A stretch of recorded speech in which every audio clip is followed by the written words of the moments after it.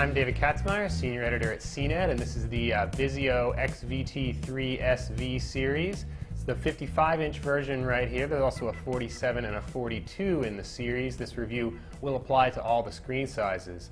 This is Vizio's flagship 2D TV for 2010. It has oodles of features. We'll get to those in a little bit, but I first want to point out Vizio has redesigned this TV. Got rid of that silver speaker bar found on previous models. This one is all black, including the bottom where the speakers are subtly blended in along with the rest of the black. It's also a lot thinner if you look at it from the side. It's about 3 inches deep, which isn't quite as thin as some of those other LED-based LCD TVs out there, but it's still pretty slim. This TV does use LED technology with local dimming. Again, we'll talk about that in the performance section, but feature-wise, the real thing to talk about here is the VIA, Vizio Internet Apps System. System includes the usual suspects such as Netflix, Amazon Video On Demand, Vudu. All those things can be streamed live to the TV. There's also a Rhapsody music subscription service which is exclusive to Vizio. It also includes Pandora and a host of other non-streaming apps, including a Wikipedia search. There's Facebook, eBay, and a bunch of other things you can do with this TV, including play games, etc., etc.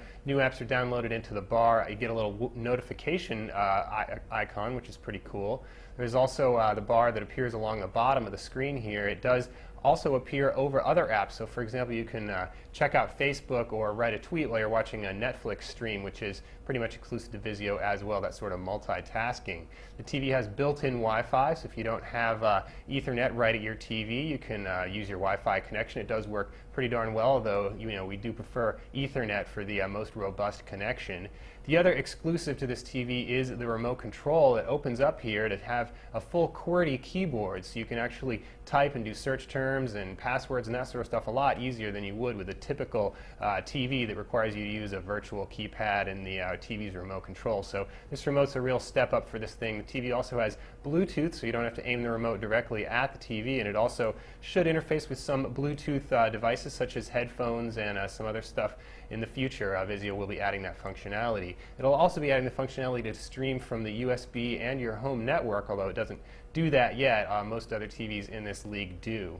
Inputs are extensive on the Vizio. You got 5 total HDMI, 4 on the back and 1 on the side, as well as 1 component video input and a PC input.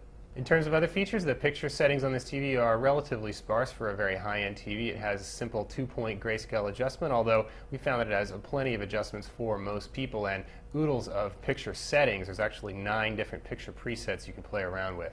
One other cool thing about the picture settings is that it is integrated directly into the app's interface, so you get that nice slick one menu system where everything is pretty much accessible from one button, and it all makes it really easy to find. In our lab test, the Vizio performed very well. It does have nice deep black levels, again thanks to that LED with local dimming technology. It does produce a nice deep shade of black that's especially visible in dark rooms and dark scenes. It does have a little bit of blooming where the light leaks into black areas in some scenes, but that's really not that distracting and relatively rare. Another strength of this TV is the color accuracy. It's accurate both up and down the grayscale in dark and light areas. It also has very good color points and solid saturation, so all told some of the best color we've seen this year. When seen from off angle, the Vizio does tend to wash out a little bit and that blooming does intensify. The Vizio's screen is also excellent for bright rooms, so if you're in a room with a lot of lights that hit the screen, the mat does a very good job of cutting that down and reducing glare. It also preserves black levels relatively well, so for bright rooms, the Vizio is a solid choice. Anyway, that's a quick look at the Vizio XVT553SV series, and I'm David Katzmeyer.